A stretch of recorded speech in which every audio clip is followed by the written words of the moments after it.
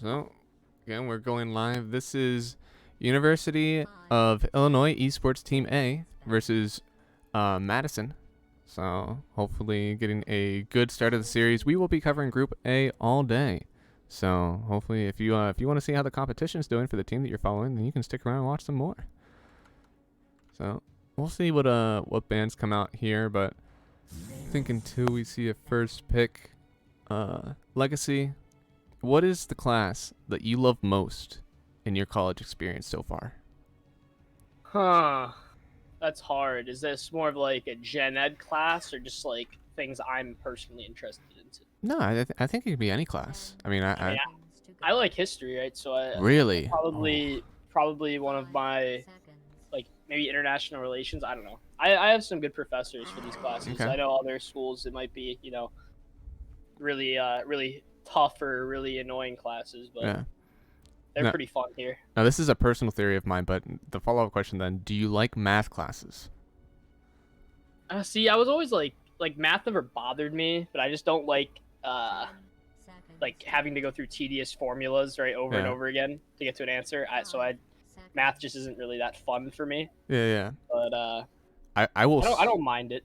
I will swear on it that everyone who says they like history does not like math in some way, and everyone who says they like math does not like history. Because I am that person. Like I think it was just my like early like in high school days, but I can't stand history. But I went in loving math. I think the way that they taught like or teach history in high schools is pretty poor. I think they make it more like read this long thing and memorize it instead of Yeah. yeah. More memorization than application. Yeah, exactly. Okay. Interesting set of bands coming out. Yeah, so we have the first banding stage out of the way. A lot of strong heroes though. Undying is a lane winner.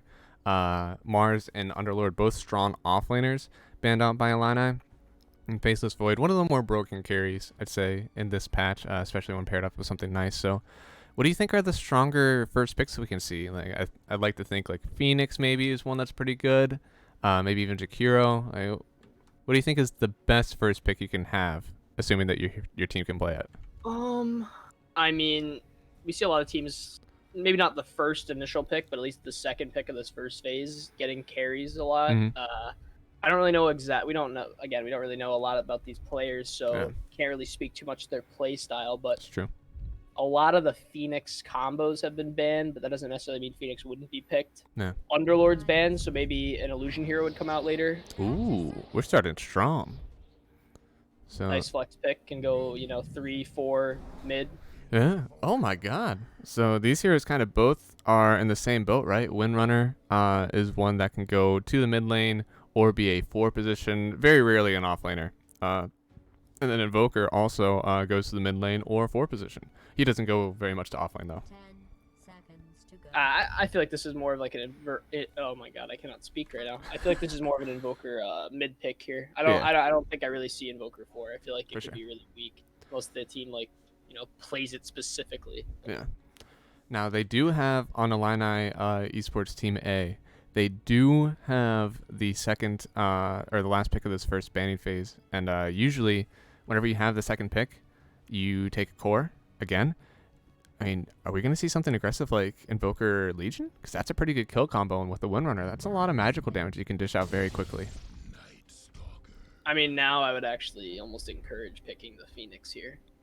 Because the Night Stalker disruption. It's pretty good against Knights. All right, they're gonna go with they're gonna go their 2 cores opening. This is a bold draft. Very bold, but I mean, Drow's a strong hero. I don't. Yeah. It's good against Night Stalker in lane up until he gets his ults, because then he can kind of like get on top of you. Yeah. A lot easier, but Drow with an advantage should be able to get the Hurricane Pike, right? And then it kind of balances it all out.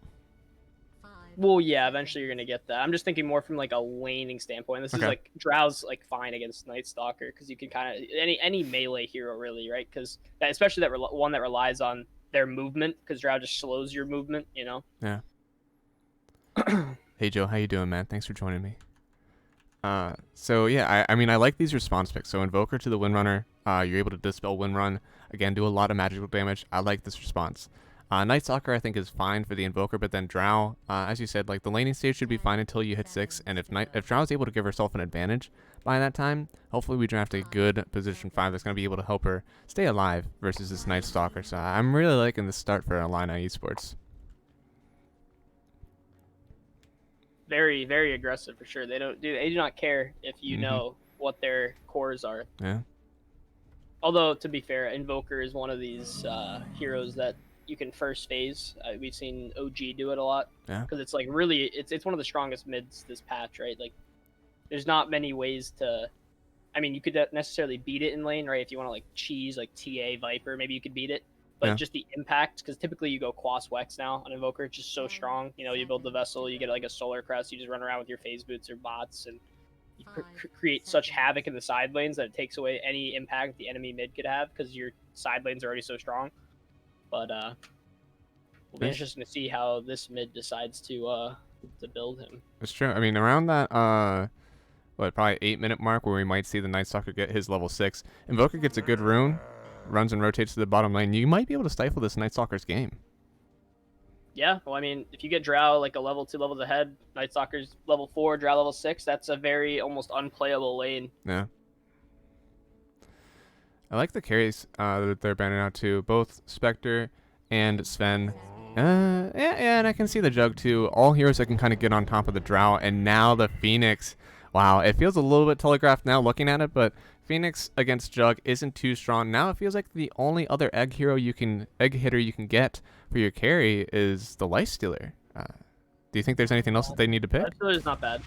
Ooh, there's a Snapfire. Okay. Although to be fair though, this hero is not the end-all be-all counter to Phoenix because it relies a lot on your positioning. Like you have to be close to the egg to get your shots off, right? And Phoenix can definitely position themselves where, like, let's say Snapfire's ulting, right, and can't get to you, or like you just position it further back a little bit behind you. Like, I'm expecting a beefy front line here. They need their next 2 picks to have some type of tank ability. Yeah, I absolutely love that. I've told people multiple times. Anytime that I see a Phoenix, I can play the Snapfire against it, but you better not be expecting me to hit that egg, because you have to. The only reason that you should be able to get your little shredder off and kill the Phoenix egg quickly is because the Phoenix played the fight poorly. You should never be ulting on top of a Snapfire, and while there isn't a whole lot of protection for the Phoenix right now, we do have something like a Tornado, maybe a Cold Snap, and then the Drow Silence, so we should have a decent amount to protect the egg, but not that much. Yeah, maybe I'm trying to think of heroes that could be good here. Clockwork not too good because Night Stalker can fly away. Snapfire can cookie save. Honestly, like a Centaur could be okay. I do like the Centaur. Good escape. And honestly, I mean, Clock is still in the pool. If you like that Clockwork off lane, I think it could be a good pick versus the Snapfire, but we're just going to go for the Slardar. Yeah, I like that. I mean, now if you really want to make this Invoker for Cold Snap with Slardar is one of the... I found it and it was so strong. I was doing my roll, like I had a farm roll queue game, so I was playing P5 and I couldn't do anything to stop the Slardar Invoker running at my carry. Yeah, I mean, and the only thing that this Phoenix could be flexed to a 5, but that could be a weak off lane. If you get something that runs out of Drow Phoenix, then it could be hard for them to play the lane. And right now, Snapfire, Night Stalker, they will do that. Cookie on top, plus a good Scatter Blast, and then all of the burst damage from Night Stalker. It would be very hard to play that lane if you're Drow and Phoenix. Void Spirit coming out, a natural counter pick to the Invoker. A lot of people that I know that play Invoker always say that they'd rather play against a Kunkka than a good Void Spirit. So, really? Ooh. Yeah. We got some decently high MMRs in this game. Looks like the guy who plays a lot of the Void Spirit, he's actually a rank 1700 Immortal in North America. So, or in Americas, sorry. Not just North America, all Americas. Yeah, I mean, it'll be interesting to see. Yo, sure. Nice. Thank you, B-God.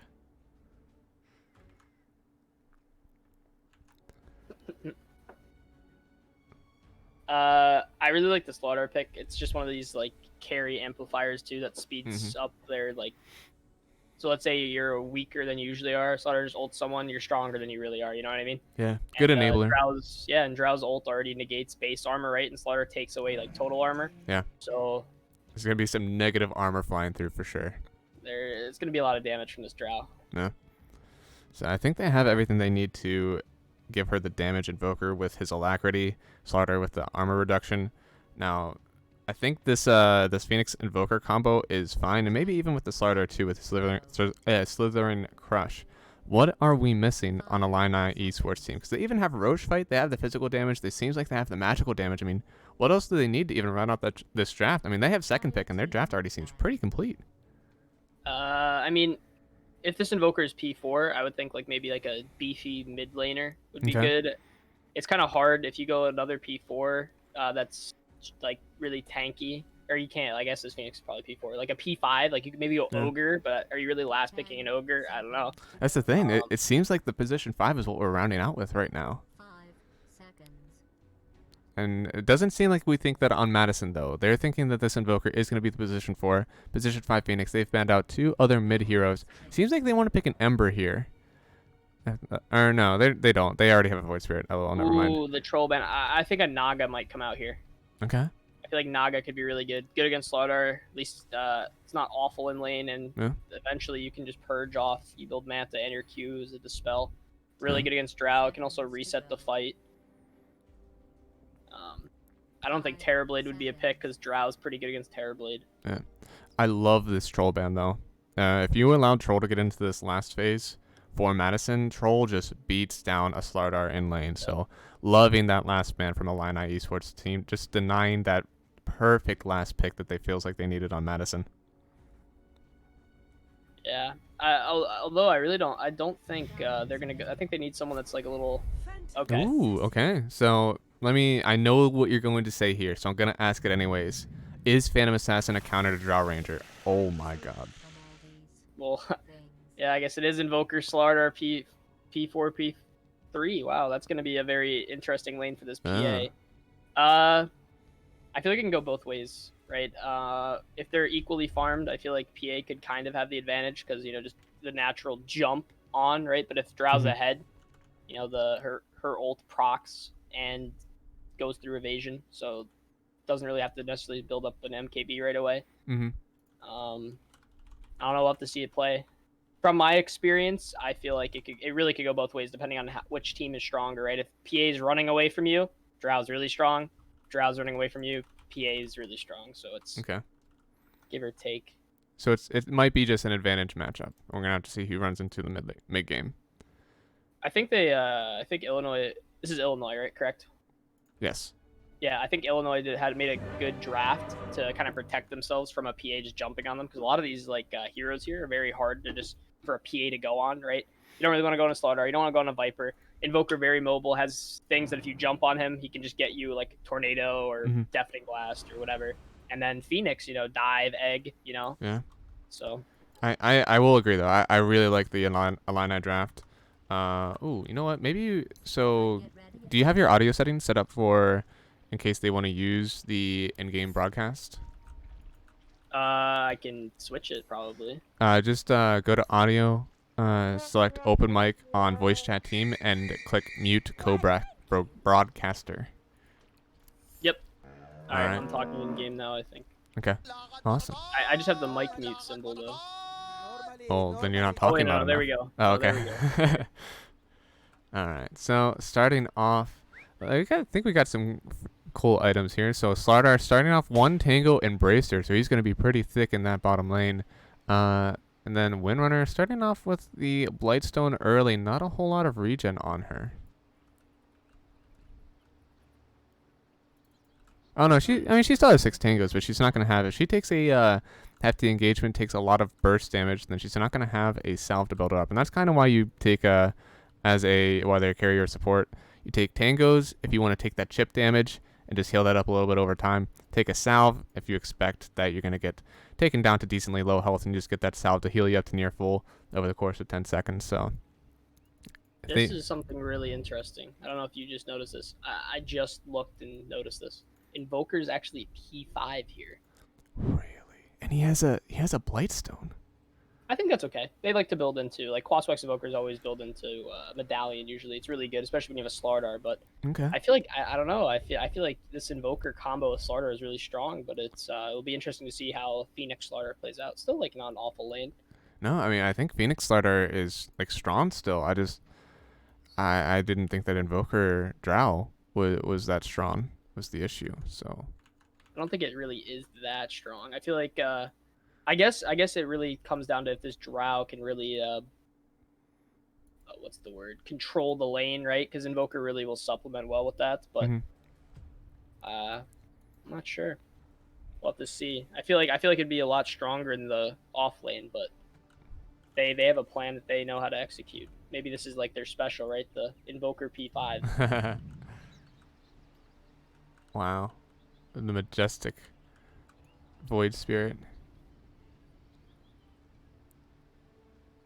I think this minorly underused. This whole like profile view in Dota 2, it's just so cool. Like, the detail that they have on heroes. Oh. And What do you mean? this Void Spirit is caught upside down, so you click like the I don't know if it says what it's called, but that little like portrait view or whatever of the hero. It just looks so pretty. Oh yeah. But we're back in.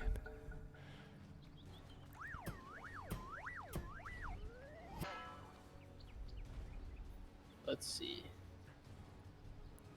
It's gonna be a rough lane, I think, for the Void Spirit. I mean, he's gonna just hopefully, what do you call it? Get the last hits on the range creep with his Resonant Pulse. Oh, yeah, I have to look at his. I always mess these up. So it's Aether Remnant, Dissimulate is his little jumpy one, and Resonant Pulse is the shield. Astral Step is the dive. So I'll have that memorized. Ooh, we're taking some damage bottom though. Looks like Mr. Lid. He's taking decent damage. The crush misses, so they're gonna get out alive. But both Snapfire and PA taking a lot of damage already in this laning stage. That could I do really some like damage. the crush start. I think it's really strong in some like when you want to look to get a trade, because I feel like the attack slow is sometimes really over, like people don't think about it as much and how strong it is compared to like, oh, just the bash, of course, but really good, especially when you have a Phoenix that also with the fire spirits. Yeah. They have no attack speed. They don't want to trade with you. He already does a decent amount of damage. Unfortunately, he's taking so many hits, but he doesn't have any bash up, so he's not going to be able to get a good burst at the end. Now, this top lane, we are going to have the Invoker and the Drow versus Night Stalker and Wind. Is this going to be too passive for Drow to be able to get a lot of last hits, or are they going to be able to, double range, right-click out this Night Stalker? I mean, they're doing a good job right now. They're making all their hits kind of coincide with one another, and they're doing a good job initially for the first couple waves here. For sure. I mean, Drow is sitting at 3 CS, and then Night Stalker still has yet to get one, and now with the Cold Snap, he's not going to get another. He has to use his Void just so he can get some hits off, but he's taking a lot of damage in this lane, and Invoker, with right now these early points in Quas, he's happy with trading. He'll just heal it back up. Yeah, that Blightstone really showing too. This Wind Ranger's taking pure damage. And this is kind of a greedy position 5, so Mute 2009, they get a kill. This is big. This is really big to be able to be doing so well in this lane where it honestly feels like this is too greedy. You shouldn't be able to do this. I mean, going power shot first on Wind, they played it well. They knew that, oh, she can't just Wind run away, right? So we can just literally just kill her right then and there. Aftershock just barely gets his healing off. Manages to get the kill onto Lid as he dives in under the tier 1 tower. And now Death Shadow gets the kill onto the courier too. This is a pretty good turn. Phoenix knowing his hero's limits very well in order to get that kill onto PA.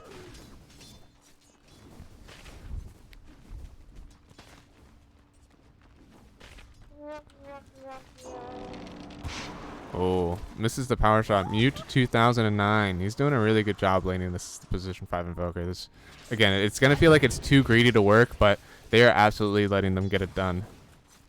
Like, this Invoker should not be having this much of impact on lane, I feel. And he gets the range creep deny. Oh my god, what a guy. It's going to be a lot harder to necessarily just catch this Wind. Oh, but she's staying up after using her Wind run. Got to run away immediately, yep. It's too much Oh, damage. bottom. Oh, yeah. Cookie PA onto the Slardar and a good scatter blast. Secures the kill aftershock. Gonna have to dive away so he doesn't take that much more damage. He has a few tangos on him and even a mango, so he'll heal back up and be able to use some spells, but that's gonna be some free CS for PA for at least another 10 seconds. And it looks like we're kind of faring up even in the mid lane. A few more denies for this Viper. I mean, Viper versus Void Spirit. Do you think that Viper actually has an edge in this lane? Or are you able to back in and out enough on the Void Spirit for it to not matter?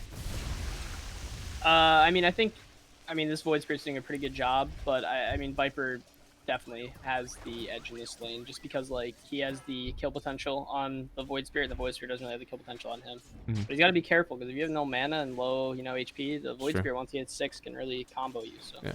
It always seems, oh boy, we got to kill bottom. Phoenix goes down. It looks like Lid is in some trouble too. The Crush, unfortunately, not able to hit both of them in the slow with the dagger onto Slar. He's not going to be able to chase down after the Snapfire. And Snapfire had a decent amount of items on Courier. Unfortunately, has to use that salve on her PA. And honestly, I think we might just see a Snapfire run back to base. She can't stay here much longer. Now, back to this mid matchup. It feels like the bane of the Viper in this mid lane is your mana pull.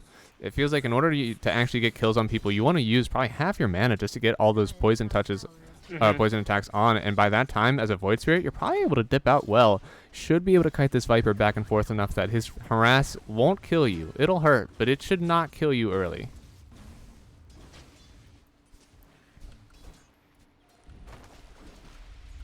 This Void Spirit is definitely getting a lot out of this lane. Like, Viper does have the edge on the denies, but that's kind of expected. But Yeah. this Void Spirit playing the lane pretty well. I think he has gotten some small camp CS, so his levels aren't that terribly gone. He's still pretty much even with the levels on the Viper. Yeah, Viper's maybe like 2 creeps ahead in terms of XP by the looks of it. Yeah. Maybe 3. Nothing terrible. Big range creep deny here, though. Oh. Oh, Wind gonna get the Courier on Drow. 1 hit, 2 hit, good snipe. A good presence of mind to know that that Courier is gonna be coming back. And now we're seeing a little creep wave drag. I think Drow should be able to CS under tower though, right?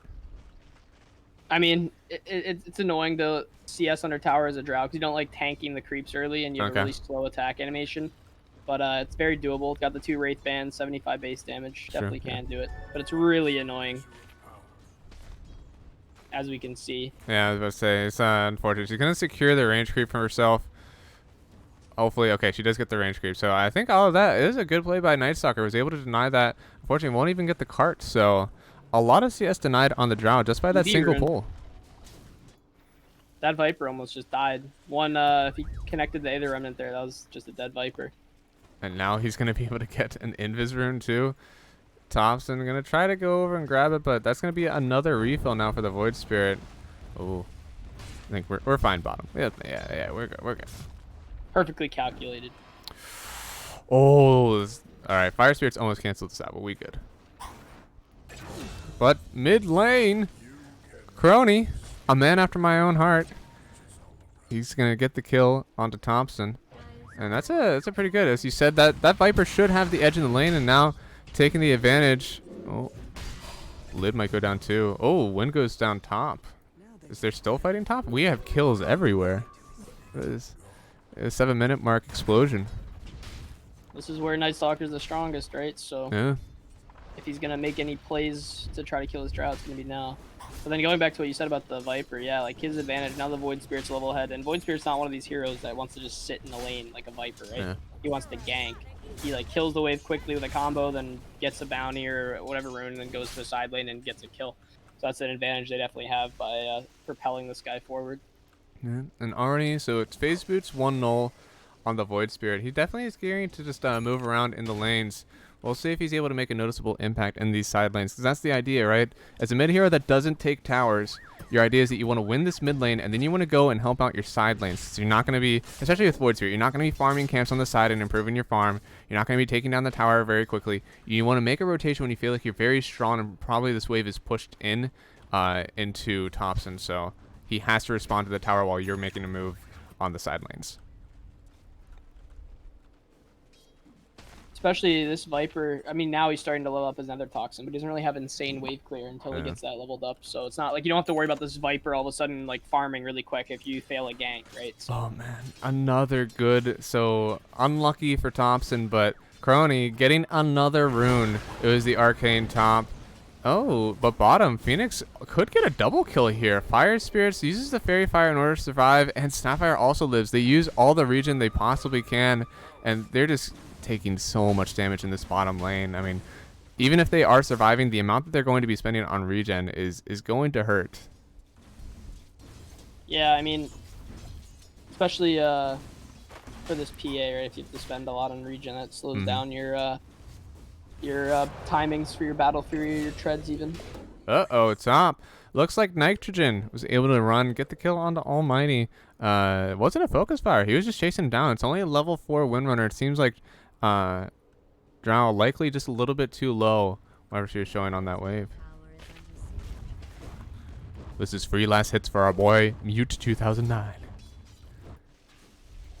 Viper farming up some nice stacks, but getting some damage in on the tower. This Void Spirit's like, where's this Viper? Yeah.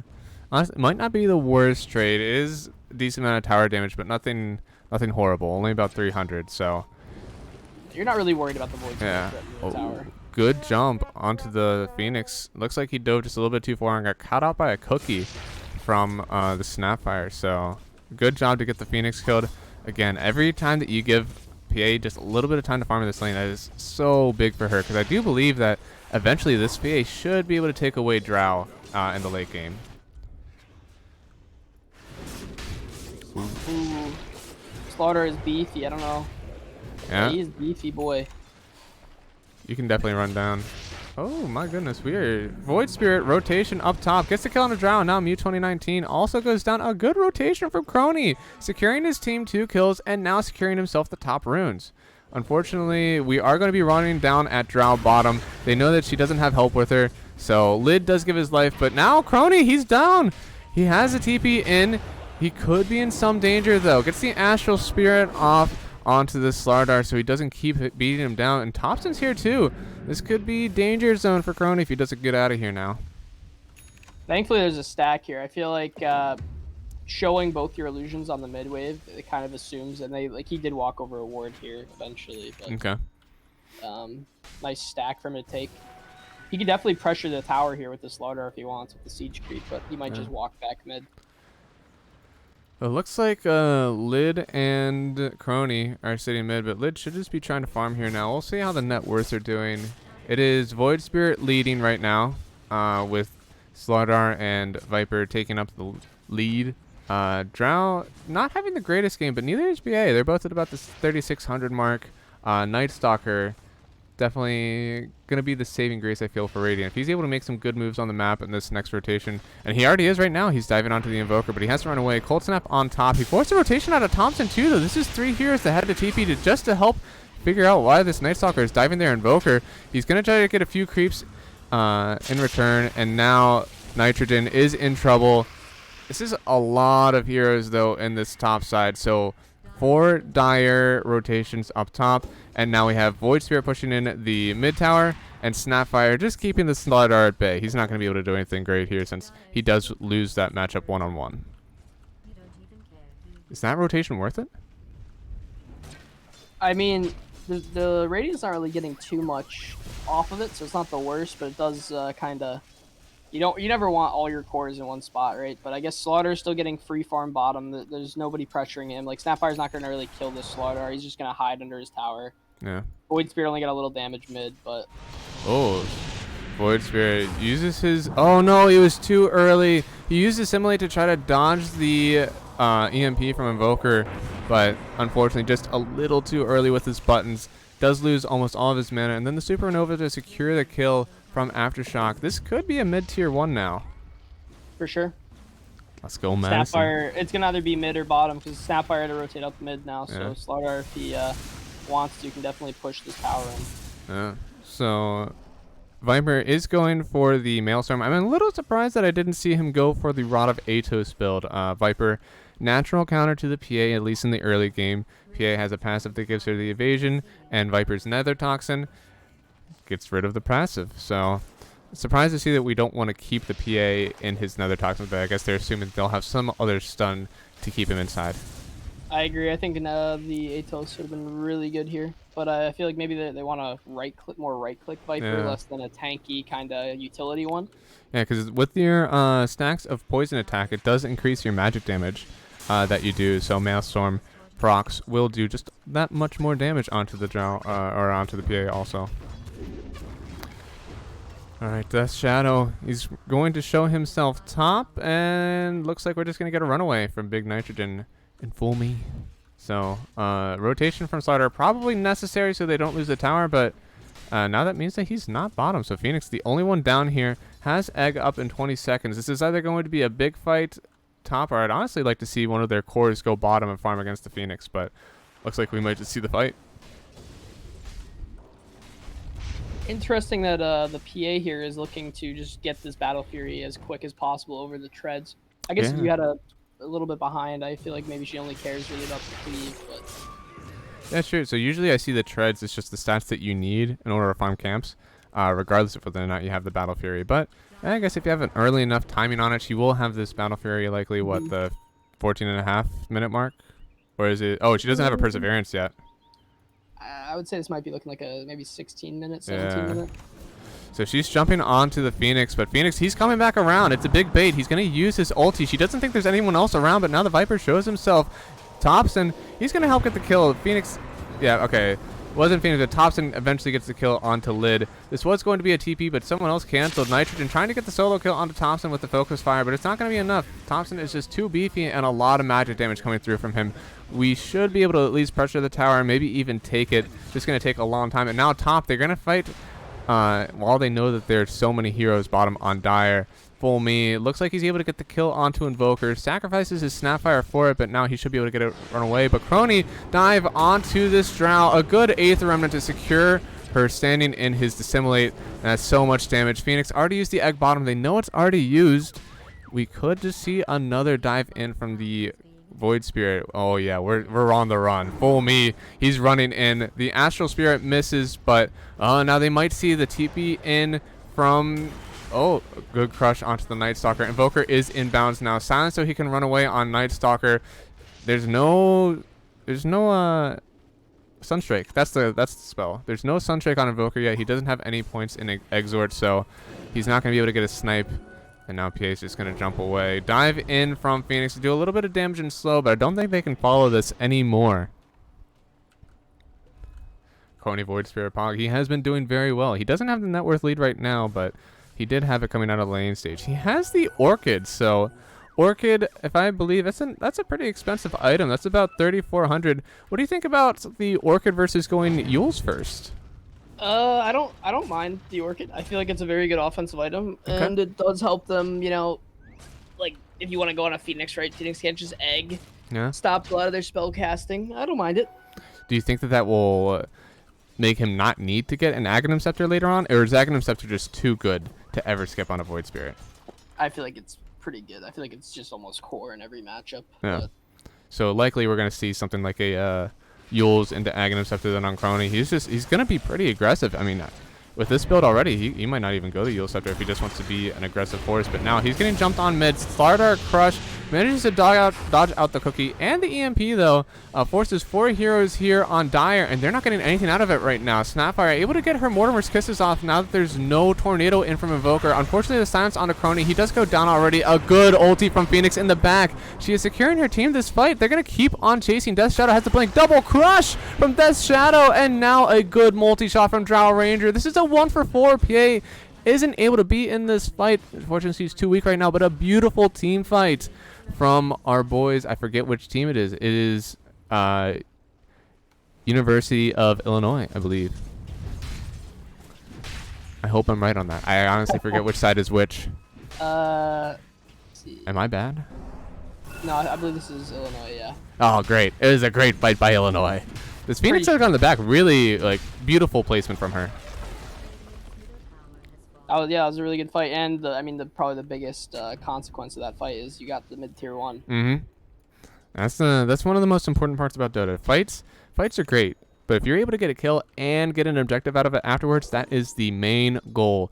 Kills without objectives, not meaningless because you set back the enemy team, but they don't feel just that good, especially since other heroes can be farming on the map. But if you get a good 4-man kill, plus you're able to get a tower out of it, that is just the dream.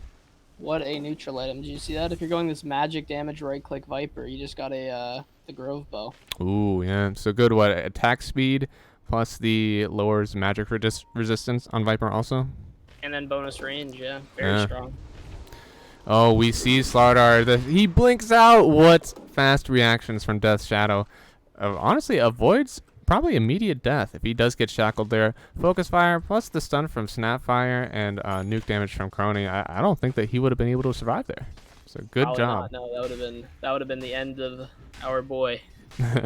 He has been doing very well, and as a also a Crony myself, I think I have to root for him.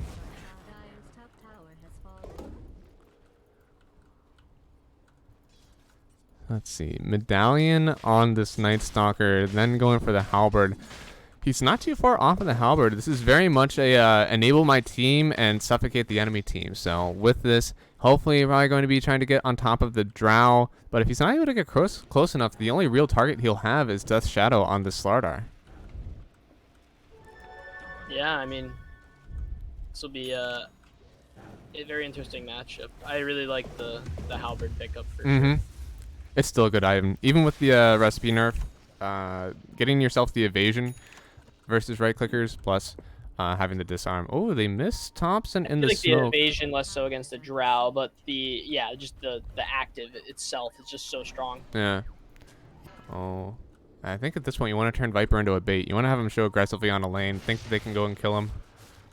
But with that DD on top of him, he doesn't look that spicy anymore. You don't want to stay away from him now. But we still find someone. It looks like Snapfire gets absolutely destroyed. Bashes out from this Slardar. He just does too much damage, and now we're fighting elsewhere. I think no, we're just gonna dive away. So this is where we kind of talk about that was a smoke, which is a decent investment. You only have so many of those. Plus, you only get a kill onto the Snapfire, no objective, so kind of mitigates the use of that kill. Yeah, I was going to say, I feel like if they want to make a play like that, they should maybe be playing around top unless they want to look for a tier 2. Because you get that kill, right, as you just said, and all that does is, all right, we got a kill, go back to farming now. Yeah. You know, you don't really get the gain of getting some map control from the tower or something like that. Yeah, and if you think about Dota in like the nodes that you have right now, Radiant only has 3 forward nodes on their map where they're able to farm safely. So they feel like they can probably farm safely in this top triangle because they have this nice tier 1 and tier 2 protection mid. If you take away that tier 1 top, you don't feel near as safe farming in this top triangle anymore because you have a pretty good way to just wrap around from your outpost. Yeah, so, especially just the response, right? I mean, the reason the triangle is the safest isn't necessarily because of the 2 tier 1s protecting it, but also the tier 2s, right? So let's say you're getting gone on, your team can teleport in, right? Yeah. But if you take these tier 1s away, you can definitely open it up for just running at this PA. Yeah. That's what you kind of want to do, because she will outfarm this Drow, hands down with the Battle Fury. Yeah, I mean, what is her timing on that right now? So she does have the Battle Fury already. She's like working on a Deso. Is that coming on Courier? If she actually has a Deso on Courier, she's much more farmed than I thought. Okay, she only has the Mithrilheimer, so still about 1,600 gold off. She has a GPM of about 400, so it looks like we're gonna have a 26-minute Deso on the on the PA. That's a pretty good fighting timing. I mean, are we gonna have anything to really deal with that? We already have the Halberd, and then we will have the BKB on the Slardar, but that's not gonna help with the physical damage. So I think it should be a decent timing for PA. I think it's okay. I mean, she had a really tough lane, right? Like they played a pretty good job off lane with the Slardar Phoenix, so. Yeah, still ahead of the Drow, right? So that's what you're looking for right now. And this Battle Fury is going to increase her farm exponentially almost with her damage. And she's honestly not that far behind. I mean, these net worths are pretty even in this game. I mean, it's only a 3K net worth, so it's not terrible. But right now, it's 10,000 net worth to 8,000 net worth as your core range. So Viper with the 10,000, Night Stalker with the 8,000. That's only a 2,000 range between all cores in the game. That's pretty tight. Roche gonna go down here too. Good Roche team. Oh, and Snapfire immediately gets her Mortimer's Kisses canceled. A very good tornado from Invoker. Now we have an Aegis coming on Dire. They can fight wherever they want. Aftershock. A good dive in to see what's happening. Night Stalker is going to go down likely to this Phoenix. No, it doesn't go down yet. A good egg from Phoenix, but the Snapfire is right there. And they need to stop it from right-click, and he dies. No one is going to be able to hit this egg anymore. We've already lost 3 heroes. Snapfire and Nightstalker down. Slardar, unfortunately, with all the good plays that he's had in this game, he won't be able to participate in this fight any longer. I think we're just going to dive out of here. Fortunately enough for Radiant, your top lane is pushed all the way. Your bottom lane is pushed all the way. There's nothing really to threaten at this moment in time from that fight. There was a very clutch proc from Drow. Snapfire was about to get the very last hit onto the egg, and Drow just chunked him. He had no chance. He just died right there. The Titan says, "Get off my lawn." Mm-hmm. But I think it was still a very good fight. Unfortunate that you lost your Slardar so quickly. I think if they had him in the game, like, he is their jump. So without this Blink Dagger Slardar jumping in, unfortunately, they weren't able to chase down the rest of Radiance, and is also just kind of pushing back their timings now. You want to be able to take this tier 1, maybe rotate up into this high ground, get some wards, but now, are you able to do it? I mean, you used a decent amount of ultis. Okay. I feel like you have this Aegis on Viper, right? Like, they don't want to fight you. This PA does not want to go in on you. Like, she's going to just melt. And this Drow, with the, like, look at this damage output. Oh my. It's gone. Yeah, I mean, tower is already out. Void Spirit was pushing out mid lane and cutting the wave here, so I don't think they're going to get a tower out of it at all, but he was trying to make his most on the map while he wasn't able to fight into them. So this is a 4K net worth lead now for the Dire. And Crony, it feels like we haven't seen much of him since he got this Orchid. He kind of got it and, you know, hasn't been able to participate in fights yet. There's been a lot of 5v5ing, and now Thompson gonna find the Void Spirit. 1 Astral Step away will secure his life, but now with the Haste Rune, he's gonna try to jump on top of Snapfire. Good cookie away to secure herself, but there's so many stacks of poison damage. The Invoker Sunstrike helps take her down. Eventually takes out to the poison attack. Good coordination. Invoker with a pretty good Sunstrike for a position 5 Invoker. There we go. I mean, it's almost full at max level. Oh, it is, yeah. He's got a lot of levels. It's going a little bit of the sampler build, you know, 1 point in each evenly. Also, I just want to point out, this is probably the weakest this Drow's, I mean, okay, obviously this is the weakest the Drow's going to be the rest of the game because she's going to be farming, but yeah, in terms of item choices, right, she's just building this Hurricane Pike. All it does is a really, really defensive item, right, but still, you can still kill her pretty easily. Yeah. After this, you're going to be looking at like a BKB or another item. Oh, no. Okay, so we have the Yules onto the Void Spirit now. He's able to get out, but the Crush just barely misses. Good timing from Crony to get out of this Death Shadow. Very close to getting the Crush and securing that kill onto the Void Spirit. And now, Orchid on top of the Phoenix. She's in a little bit of trouble, but has her own Yule. She's decently farmed. And this is another tower. They didn't have to get any kills. They just were still able to take the objective. That's pretty big. That was super aggressive. Go like in right there from the Void Spirit. Very aggressive. Almost paid with his life, but luckily he was able to get out. Yeah, very good at knowing what his hero limits are. That's 1 button away from being a death there. He's very close. If that Slardar Crush was on the mark, 100%, we were seeing a dead Void Spirit. He's probably spamming that. What do you call it? The simulate, I think it is. Yeah, spamming that. Couldn't you find a better co-caster? Aw, thank you, B-God. I love you too, man.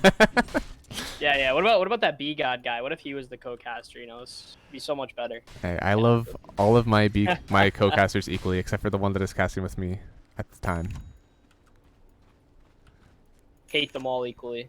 I mean, I think right now what you have on B-God, you got me a lot more MMR than B-God has so far.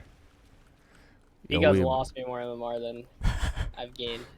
Yo, Death Shadow, he is a speedy boy in this river. They're smoked up again. They're gonna try to find someone. Unfortunately, this Windrunner showing right on the outpost. This could be a Blink Crush and a stun. Oh, the Sunstrike just a little bit late, and now they could turn this around. A good shackle onto the Slardar to kind of turn him away, and now Lid had the dust on him, trying to jump onto the Invoker. The disarm unfortunately misses. This is Invoker out of the game. He's been such good presence in these fights. This is Aegis down on the Viper too. PA is in trouble. She could go down here. Drow does manage to get the last hit onto the PA, so she is out of this fight also. So far we've only lost 2 apiece, and now Snapfire buying back into this fight. Thompson already used his Aegis, but Nightstalker is going to be able to just fly away, so we lose 2 on both sides and a buyback on the Snapfire. This increases the net worth lead on Dire by just 1K.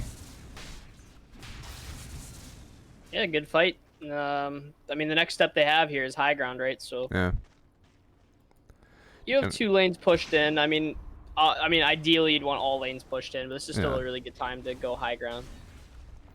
Go PA. They don't really have a comeback mechanic here if you get the racks. Oh, Crony diving in again onto tops, and unfortunately, Drow not able to get the silence there. Else, I mean, we still have the Yules, and this is why, you know, Void Spirit, he still had a good timing on the Yules. He never died because he went for this Orchid first build, but thankfully he is able to get this Yules, so he doesn't die immediately to the silence of Drow.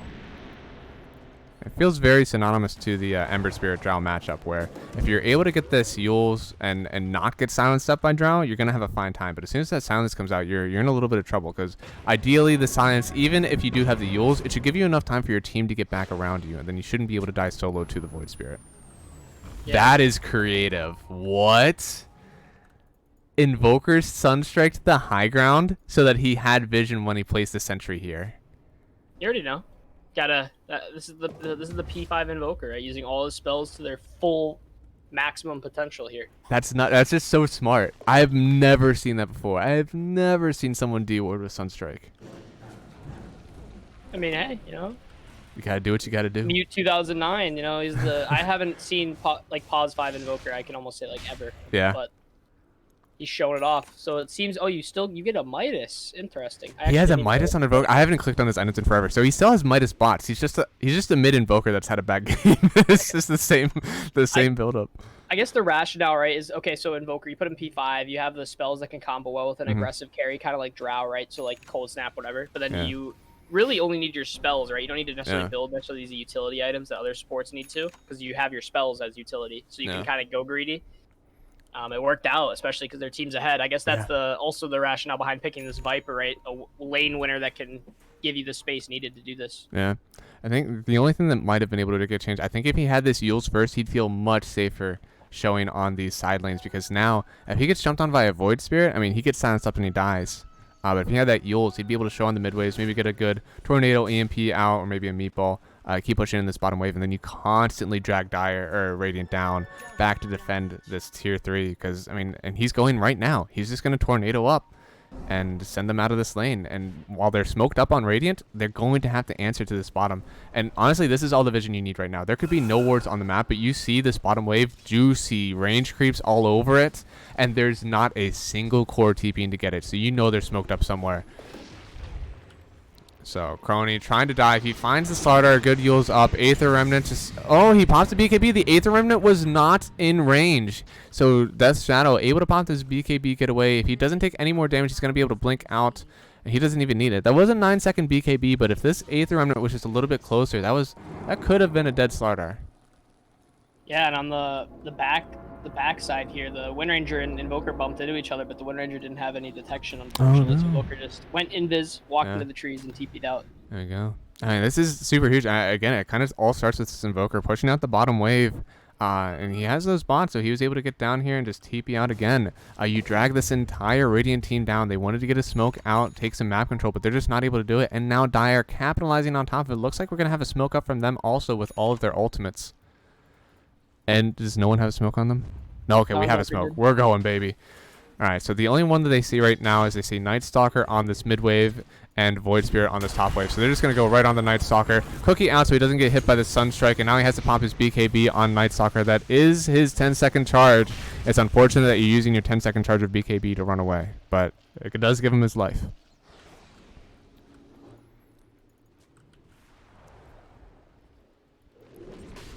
Interesting. Drow's going for the MKB following instead of a BKB. Yeah, so she just wants to hit PA. That's her only concern. And how many times has she died actually on PA? So she's died 3 times. Not amazing, but I'm guessing that she thinks she will have the protection with her Hurricane Pike, that she's able to get away.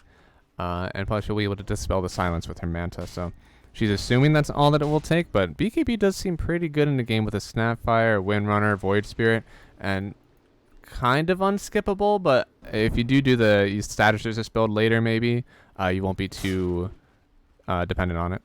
I feel like also maybe you feel like the marksmanship isn't proccing enough too, right? Maybe she felt like she needs more evasion pierce, but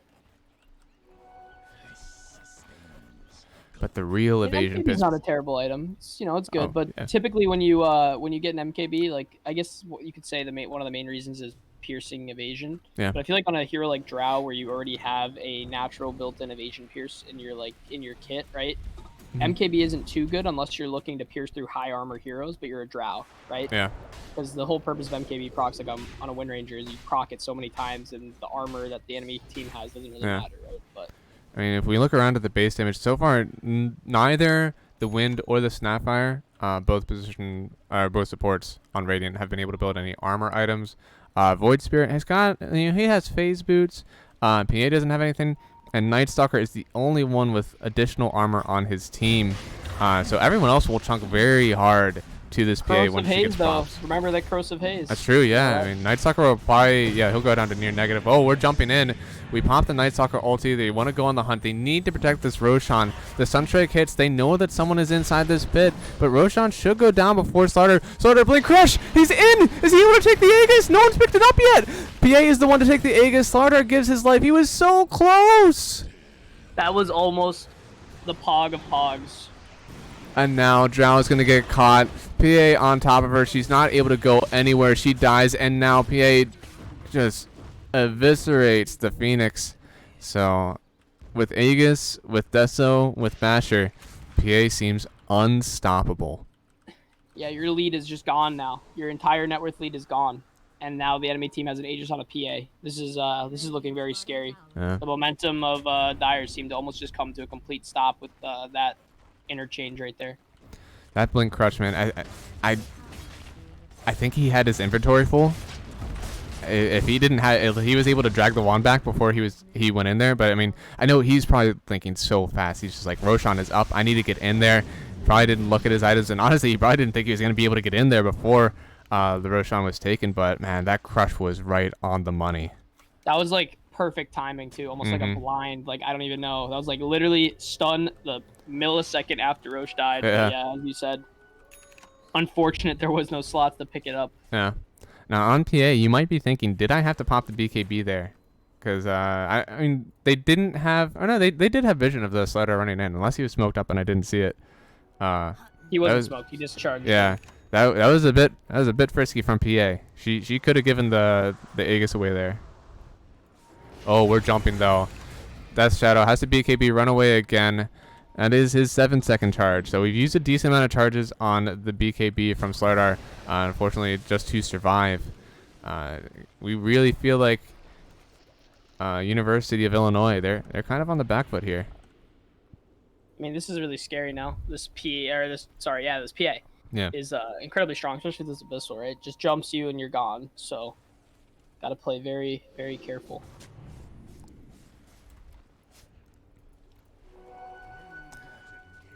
Now this Invoker going for a pretty cool build. He has the Bont's Midas so he can push out waves, and now he has the Ghost Scepter so he doesn't get immediately bursted by the PA. So if he's able to get that off quickly, he will survive. And now he's just pushing in this top wave.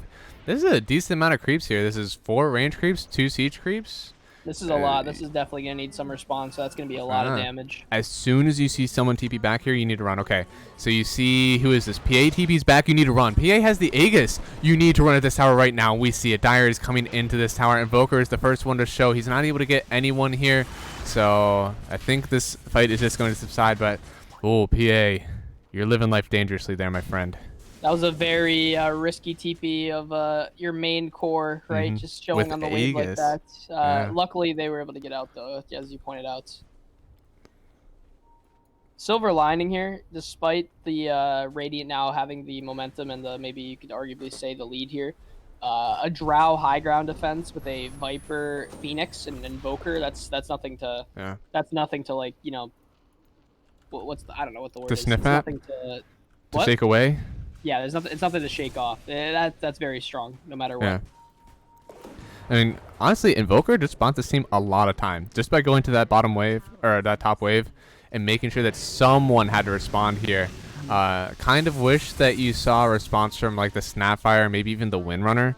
But he drags back the PA and keeps them in this game for a decent while. This could have been a tier 2 plus high ground. Oh, but now the Abyssal Blade. Viper could go down here. He's trying to get some right clicks off. Manages to get his ulti off, and now with the buyback, he's going to be able to get into this fight very quickly. Phoenix Egg on the back, very well placed. Now this Windrunner goes down too. Crony has to try to run away. They have the advantage, but now we're chasing. Dyer's trying to run through.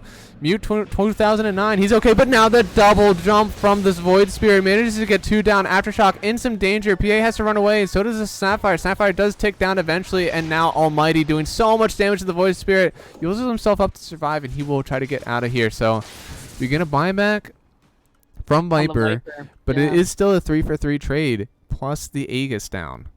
This Drow's damage is ridiculous right now. Honestly, if you had the beak, I mean, you had the Hurricane Pike, she was fine. She didn't need the BKB to stay alive, but the BKB would have, I think, allowed her to maybe possibly have killed both PA and the Night Stalker. She could have sat there, but... Yeah, and as you said, this matchup kind of goes to whoever's chasing who, and right now the PA does have about 6,000 net worth up. I mean, that's about a rapier's worth of gold. I think that's about the 6,000, right? Is it exactly 6,000? It's exactly 6,000, yeah. So that's a decent amount of gold up on the PA. She does have Abyssal and Deso, so she's able to jump right on top of PA and get a few good hits off. And now Drow opting to go back after the MKB for the BKB to give her that spell immunity. The 2 KB is one of the strongest dynamic duos in all of Dota. The 2 KBs. I've never heard that before, but it does make a lot of sense. I've never heard that either. 2 KB does make sense on probably a lot of heroes, actually. But, I mean, I kind of agree with you in the sense that maybe she only wanted something like a Butterfly usually, but now she has to go for this MKB in order to hit the Drow, or hit the PA. Do we still see a Butterfly pickup, though? Because so far, there's no one on Dire or on Radiant that really want an MKB.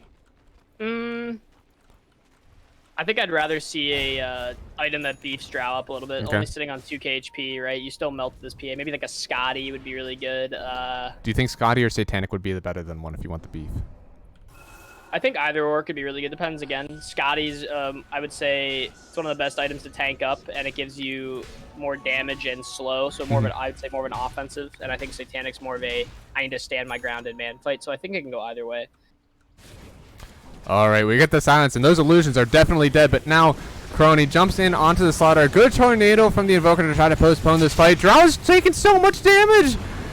BA is already out, and now a good egg. Aftershock trying to do his best to save his team. This egg is going to drop. Night Stalker's not going to be able to get the hits off before the egg hits, and now Drow does fall. So we have lost both of our cores. Night Stalker going to tick down to the Aftershock Sunstrike, and Crony trying to get away. He still has the Orchid and the Yules and a Hex, so I think he should be okay, but Aftershock jumping in. He's going to have to use himself up afterwards, but no, Crony's going to get the kill onto the Phoenix.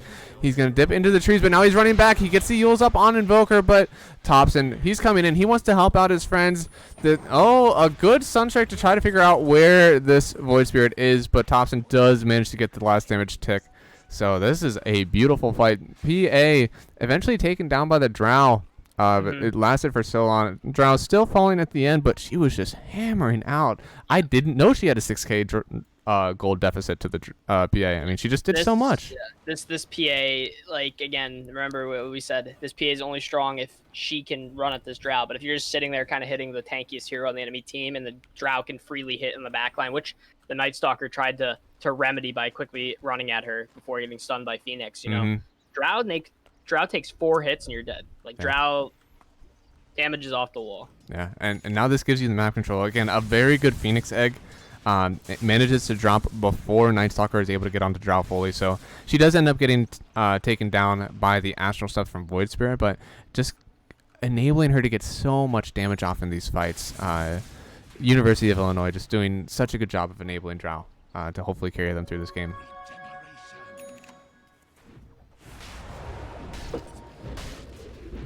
I wonder if this might be a tier 5 item game for our first match. That would be quite the style. First game of the day, and we're gonna see a 60-minute one.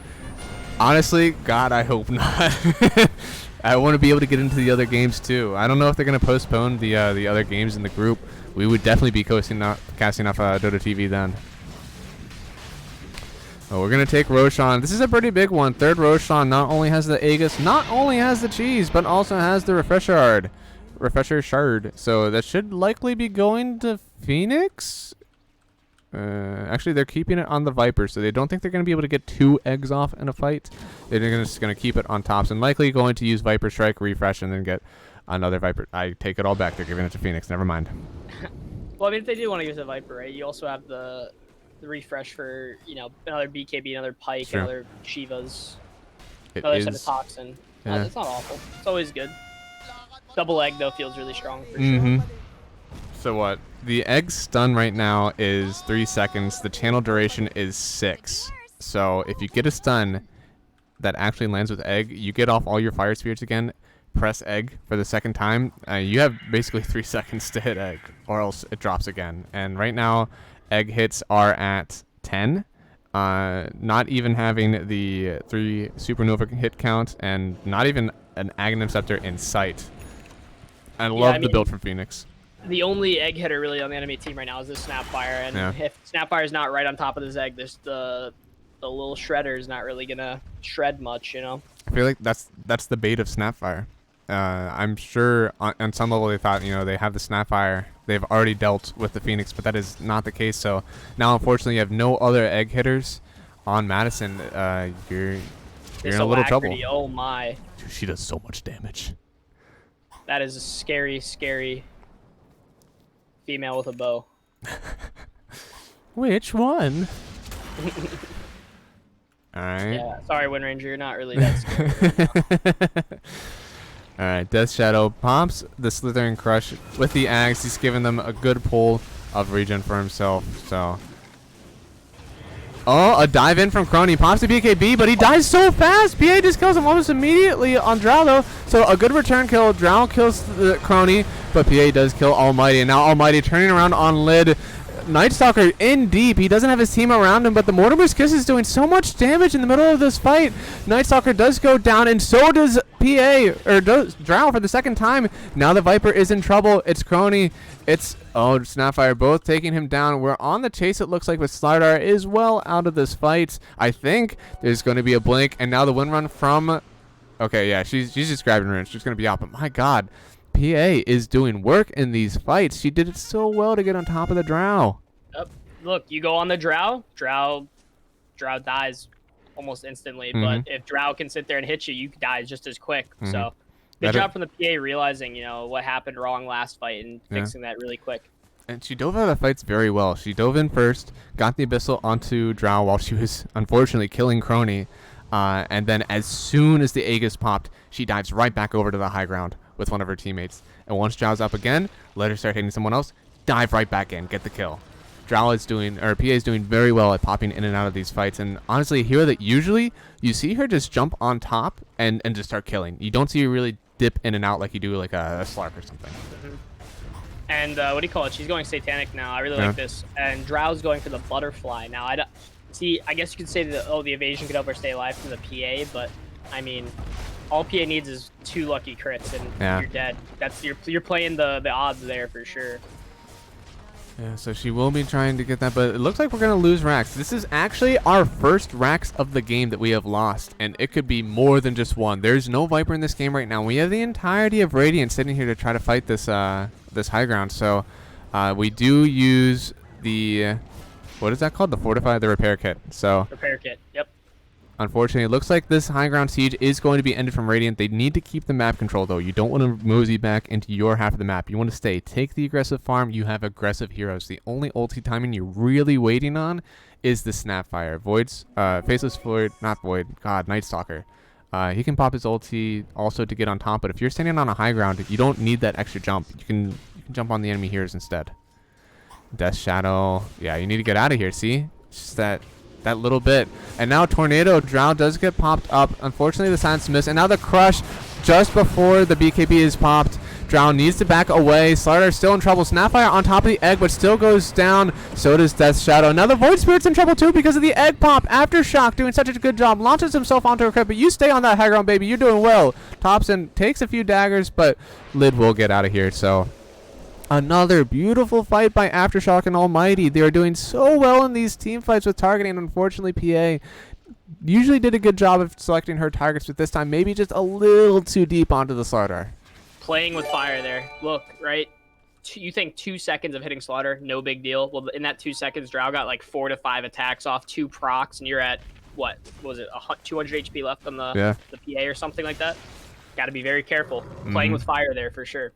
Yo, Toodaloo. Thank you for gifting a sub, man. And to my boy Jazz. We'll see him play on Tuesday with Mossfire's team. Oh my goodness. Lid jumps onto the Phoenix. Aftershock pops his ulti. Are they going to be able to take down this egg? Lid forced to try to take down this egg by himself. He's not going to be able to do it. The egg pops the stun onto Windrunner and Lid. And now Yule's up. Windrunner is caught in the process. She's silenced up too. A beautiful stun. What a turn, Phoenix. Also, might need to add there that the Drow actually perfectly baited the Hurricane Pike perfectly. So when Drow got pushed away with the Gust and then re-jumped back onto Drow, Drow immediately hit her with the Hurricane Pike. Okay. It was curtains after that one. It was such a good... I thought that Phoenix was in so much trouble, but able to get the egg off, and there was enough team around her to keep it going. Wonder why Drow's playing so scared right now. Maybe expecting a PA buyback, but PA does not have buyback. This DD Drow can melt tier 4s. She is hitting it. We're not in trouble yet, are we? I mean, tier 4s are getting hit. PA isn't up for a long time. Is this danger? I mean, I don't know if they know that she has no buyback, right? That's true. If you're a PA, you'd want to save your buyback, but yeah. They could definitely go for the third lane of Rax if they really want it. With the mega creeps, unless they. I don't know about the tier 4s. I feel like you're not going to get that in time. Oh, well, there is a PA up in 25 seconds. You have the entirety of Dire here, but now Windrunner is cutting the wave. They have no mid creeps. This could be a favorable fight. We jump onto the draw already. Remnant up. She hasn't been able to press her BKB just yet. Nightstalker BKB on top. Void Spirit trying to do so much damage with this and dissimulate. Now Almighty getting right-clicked down by the Nightstalker, but she could turn around on him very soon. This BKB is about to be out. Yule's up on the Drow. She's being controlled in this fight very well. Another dive from Crony doing so much damage. Drow eventually does go down. There's no PA yet. She hasn't gotten in. And a good shackle shot to try to keep this fight alive. And now PA, finally, she's inbound, jumping onto the Slardar. She's used her dump. She's used her Abyssal Blade. He is out of this fight. Buyback from the Nightstalker to keep it going. We should see the fight end here, though. Bit of a miscommunication there, I think, because Drow was kind of just standing here hitting creeps for a while her whole team left. And then she was like, oh, wait, I have to leave. And then by the time she was trying to leave, Nightstalker was like, oh, wait, there's a Drow behind me. Yeah. Way to capitalize off that. But I think that was a little bit of maybe an overestimation of confidence there by Dire. So they do take 2 racks. So we're only down 1 racks now on Radiance, and Lid and crew gonna try to go up and take this high ground fight. Thompson and Aftershock are both standing ground, and Mute should have Tornado EMP at the ready. We have the Tornado. EMP isn't down yet, but Lid jumps right on top of the Phoenix. She has to buy back immediately to get back into this fight. Crony doing his best to be aggressive and force something out of the Dire, but right now we have 2 buybacks, Drow and Aftershock. Are you content with this? Can we back out now?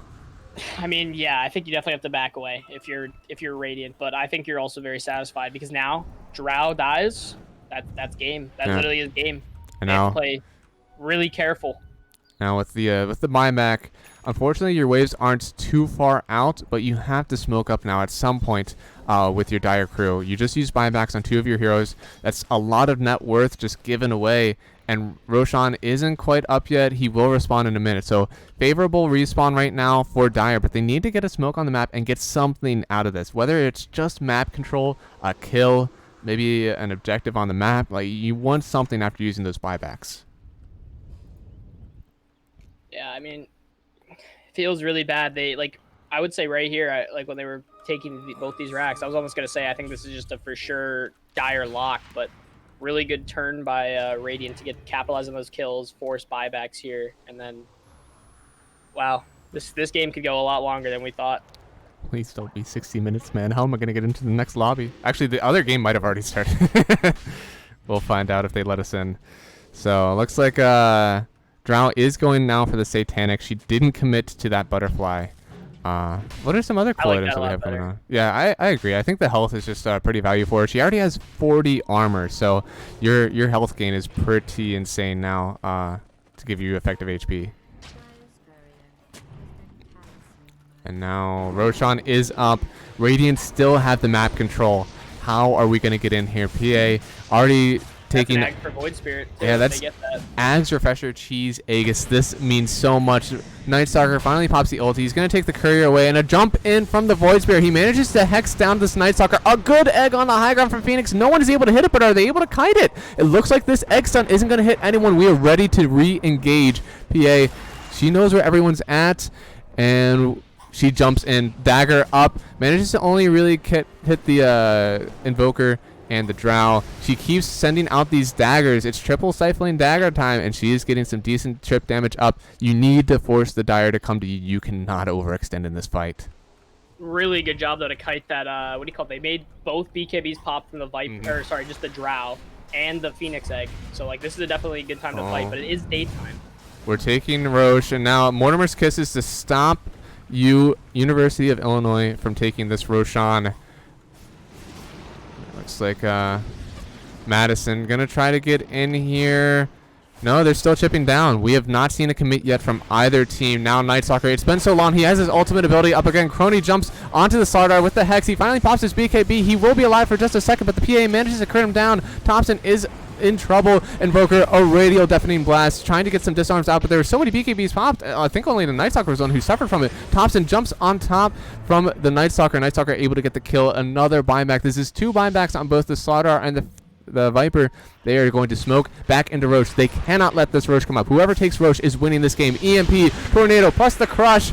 So many people are going to get a lot of mana gone. Mute 2009, he's in the midst. Drow, decent danger. So is Aftershock. Aftershock doesn't have his egg for another 14 seconds, and he is dead. 120 seconds. No Phoenix in this game. No egg. Death Shadow does get stunned up. He's going to get some good stuns on the Snapfire, though. And now the Drow, Drow and PA trade their life, but there's only a buyback on PA, not Drow. And now Snapfire goes down to Death Shadow, but Death Shadow will go down to the Focus Fire. Viper in some trouble. He gets Aether Remnant up with the Lotus Orb. He reflects the Shackle Shot, but he still will get stunned up. Now he's disarmed. Crony on top. He's going to get one more nuke likely, and he does get the kill onto Thompson. This is 4 dead on the side of Dire, and everyone is up for Radiant with a Roshan at 20% HP.